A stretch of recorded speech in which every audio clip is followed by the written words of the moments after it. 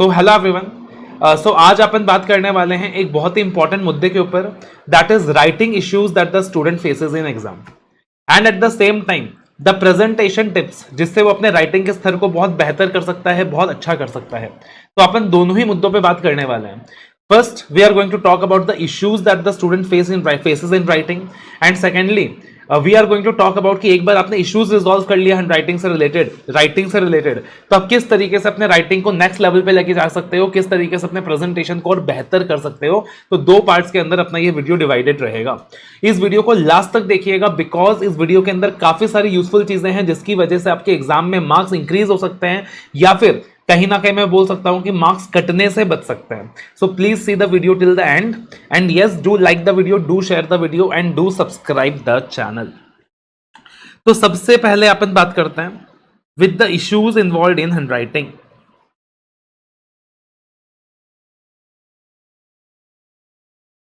Yes, तो अब writing में क्या क्या इश्यूज इन्वॉल्व होते हैं, क्या क्या इश्यूज हैं जो बच्चे फेस करते हैं with respect to writing.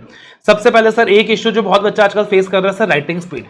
Papers बहुत लेंथी आ रहे हैं और कंपैरेटिवली हमारा राइटिंग स्पीड बहुत स्लो रह रहा है, जिसकी वजह से अपन पेपर्स कंप्लीट नहीं कर पा रहे। आई थिंक जिन बच्चों ने एग्जाम्स दिया है आप सब एग्री करोगे, yes sir, that writing speed is one of the major issue we are facing as of today. Second issue is very poor handwriting. क्या पुअर हैंडराइटिंग से भी मार्क्स कटते हैं? देखो भाई, खाली पुअर हैंडराइटिंग से मार्क्स नहीं कटते। मैं अगर बात करूं तो मेरा खुद का पुअर हैंडराइटिंग रहा है, but I have cleared all the CA exams in the first attempts. But the point is that अगर आपका हैंडराइटिंग इतना खराब है कि एग्जामिनर को समझ ही नहीं आ रहा आपने क्या लिखा है, then in that situation yes, उसकी वजह से आपके मार्क्स कटते हैं, आपके मार्क्स में इंपैक्ट आता है। तीसरी चीज, कट्स इन द आंसर्स, कि आपने अपने आंसर में बहुत सारे कट्स लगा के रखे हैं, चारों तरफ कट्स ही कट्स हैं, आप ध्यान नहीं दे रहे, बट दैट इज समथिंग कि दैट इरिटेट्स एग्जामिनर, एंड उसकी वजह से भी आपके मार्क्स कटते हैं। एंड चौथी चीज सर, याद ही नहीं है, याद ही नहीं था आंसर, लिख के क्या आएंगे, तो उसकी वजह से अपना कंटेंट ही प्रॉपर नहीं था। तो that is again one of the issue that the student faces while writing, कि सर याद ही नहीं था बोल के फ्लो में अपन आंसर लिख ही नहीं पाए। तो हर एक मुद्दे के ऊपर अपन बात करेंगे कि इन पार्टिकुलर गलतियों का अपन क्या कर सकते हैं। सबसे पहले अपन बात करें राइटिंग स्पीड, कि सर राइटिंग स्पीड का क्या किया जाए। Writing speed is something very common. तो देखो भाई, आजकल जो बच्चे करते हैं ना, the first thing they do is वो राइटिंग प्रैक्टिस करते ही नहीं है, they don't do writing practice.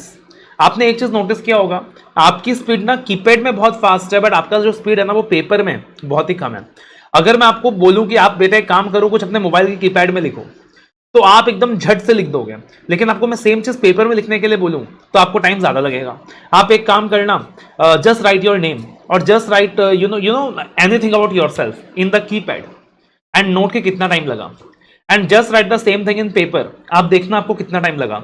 तो आप देखोगे पेपर में लिखते वक्त आपको टाइम ज्यादा लग रहा है। द रीजन इज कि आप हैबिचुएटेड नहीं हो, कीपैड में लिखने का हैबिट हो गया आपको, डेली बेसिस में आप कीपैड में टाइपिंग करते रहते हो, बट डेली बेसिस में आप पेपर में नहीं लिख रहे हो, जिसकी वजह से वहां आपको टाइम ज्यादा लग रहा है। तो उसके लिए आप क्या कर सकते हो, डेली राइटिंग प्रैक्टिस कर सकते हो। डेली बेसिस में कुछ ना कुछ लिख के देखें। डेली बेसिस में मैं कहता हूं कि भाई कुछ ना कुछ लिख के देखें, प्रैक्टिकल है तो 2-3 सम सॉल्व करके देखें, थ्योरी है तो 1-2 क्वेश्चन लिख के देखें डेली बेसिस में।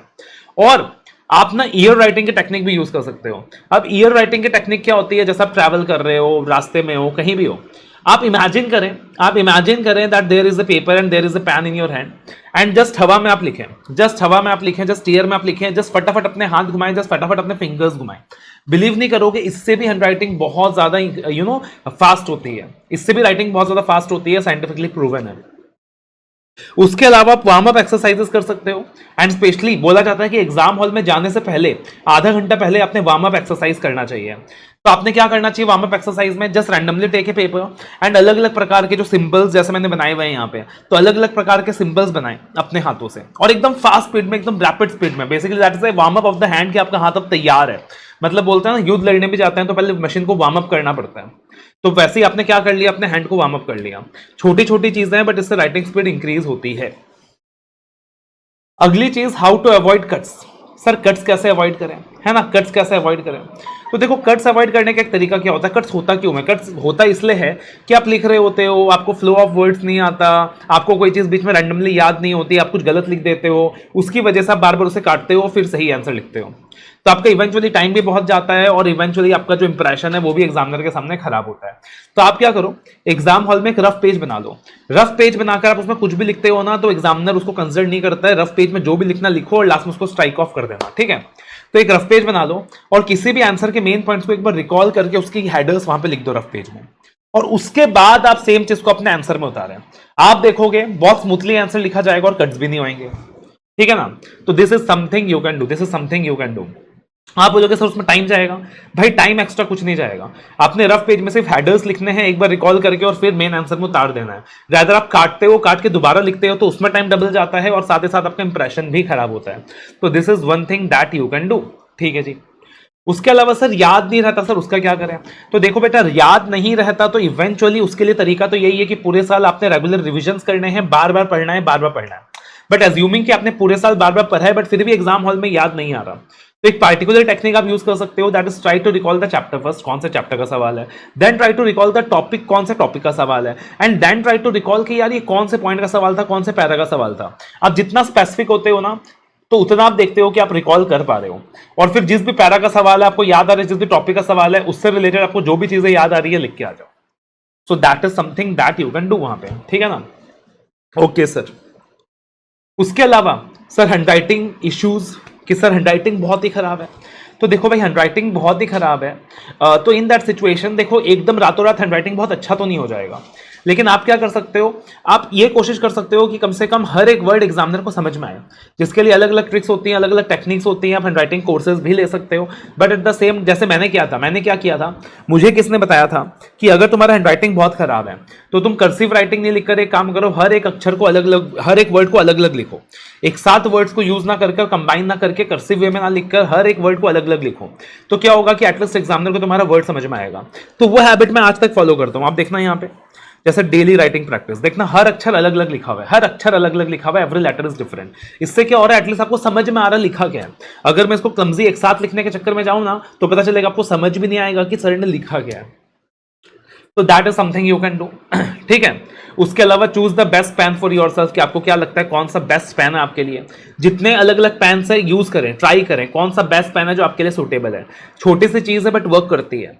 जैसे मैंने देखा यार किसी पेन से मेरी हैंडराइटिंग बहुत खराब हो रही है, किसी पेन से मेरा हैंडराइटिंग डिसेंट हो रहा है, तो अलग अलग पेन का कॉम्बिनेशन ट्राई करें और देखें आपके लिए कौन सा पेन सेट बैठता है, और उससे आप डिसाइड करें कि this particular pen is giving me the best speed and the best handwriting.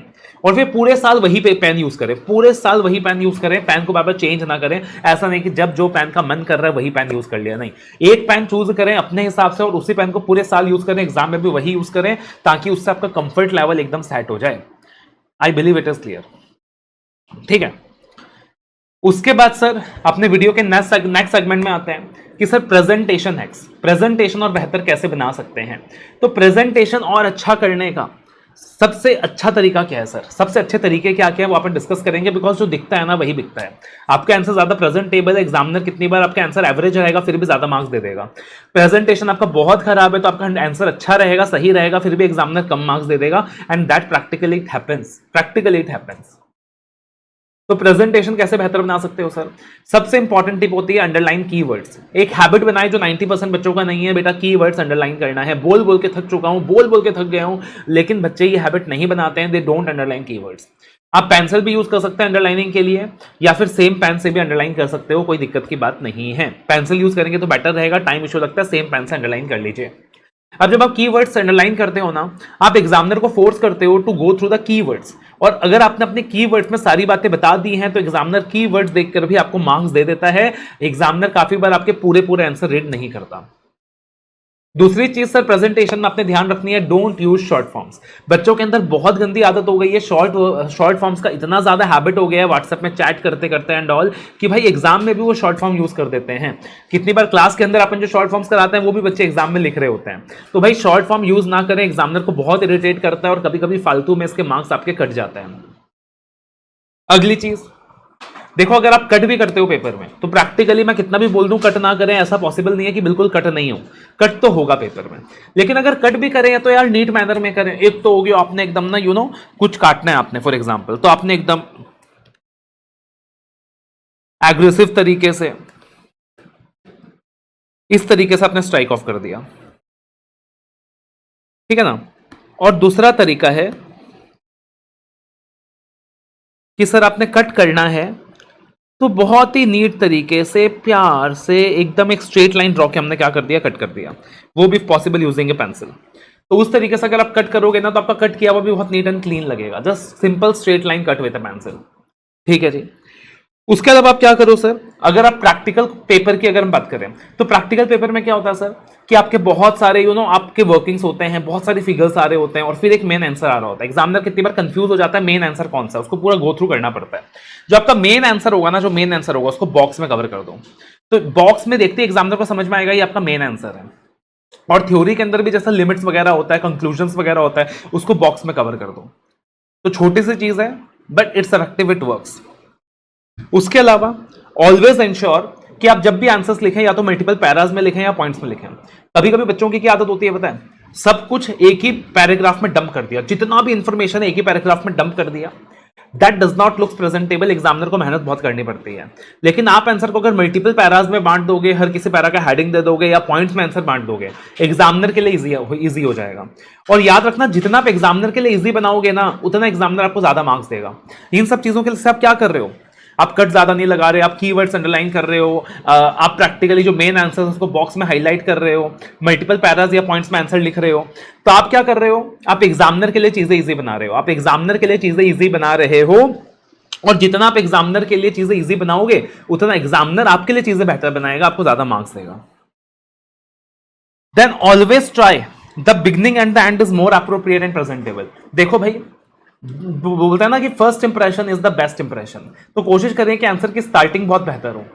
Always try कि आंसर का स्टार्टिंग बहुत बेहतर हो, बहुत अच्छे से आप आंसर को स्टार्ट करें। स्पेशली थ्योरी पेपर्स में what you can do is you can develop a tagline, you can develop a phrase, you can learn that particular reference of the essay, of the section, of the clause, and always try that the beginning is very appropriate. और जो conclusion है वो भी बहुत appropriate हो, एकदम heading देकर, conclusion देकर, बॉक्स में आंसर डाल के या कीवर्ड्स अंडरलाइन करके, उस तरीके से आप अगर लिखोगे तो क्या होगा, आपका बिगनिंग एंड एंड बहुत अप्रोप्रिएट होगा। तो ऑलवेज ट्राई करें कि beginning and end is more appropriate and presentable. उसके अलावा sequence of answers also plays a very important role. देखो बेटा ऑप्शन 1 आपको पूरा पेपर आता है अगर आपको पूरा पेपर आता है ना, राइट इन सीक्वेंस। अगर आपको पूरा पेपर आता है राइट इन सीक्वेंस, तो जितना हो सके सीक्वेंस में लिखें। बीच में कोई आंसर नहीं आता उसको छोड़ दें, सीक्वेंस में लिखें। सीक्वेंस में लिखते हुए एग्जामिनर के लिए चेक करना इजी होता है। अगेन मैंने आपको बताया था जितना ज्यादा एग्जामिनर के लिए आसान होगा उतना ज्यादा वो बेहतर आपको मार्क्स देगा। ऑप्शन 2, अरे सर कुछ आंसर्स एकदम फालतू तरीके से आता है, कुछ आंसर्स बहुत अच्छी तरीके से आता है, तो attempt the best question first. ये ऑप्शन कब यूज करोगे, जब आपको पूरा पेपर नहीं आता है। Attempt the best question first, but don't make sequence very confusing, don't make sequence very confusing। always try कि एक सिंपल डिसेंट मैनर में क्या करें, अपने सीक्वेंस को रखें।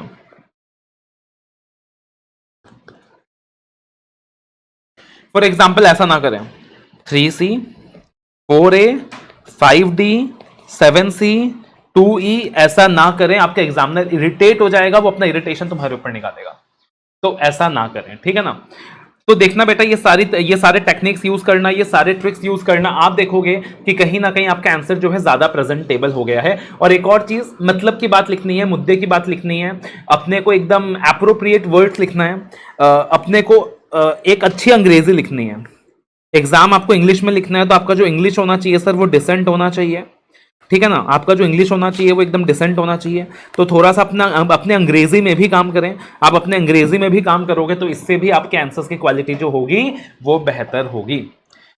तो उम्मीद करता हूं कि ये वीडियो आपके लिए बेनिफिशियल रहा होगा। Please incorporate each and everything, believe me this video is going to do wonders for you, right, this video is going to do wonders for you. तो हर एक चीज इनकॉर्पोरेट करें, ज्यादा से ज्यादा इस वीडियो को शेयर करें, and at the same time हर एक चीज क्या करें सर, इंप्लीमेंट करें, बहुत अच्छे मार्क्स लेकर आएं, और एग्जाम के बाद जरूर मैसेज करना, रिजल्ट के बाद जरूर मैसेज करना कि सर हमने सारी टिप्स इनकॉर्पोरेट की थी और इसकी वजह से हमारे मार्क्स में कितना का इंक्रीमेंट आया है। I will be waiting for that.